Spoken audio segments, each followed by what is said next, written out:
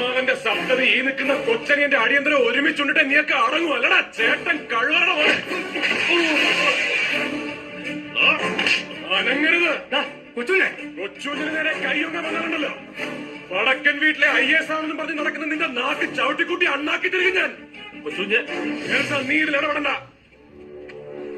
നല്ലൊരു ദിവസമായിട്ട് മൂക്കറ്റം കള്ളം മോന്തി കേറി വന്ന് താൻ തോന്നിത്തരം കാണിച്ചാലുണ്ടല്ലോ. നീ എന്റെ മോനെ തല്ലി അല്ലടാ തന്തയ്ക്ക് പറക്കാത്തവനെ. തന്തയ്ക്ക് പറഞ്ഞവനായതുകൊണ്ടാ തല്ലിയത്. ഈ തന്തയ്ക്ക് അത് വേണ്ടെങ്കിൽ മാറി നിൽക്ക്.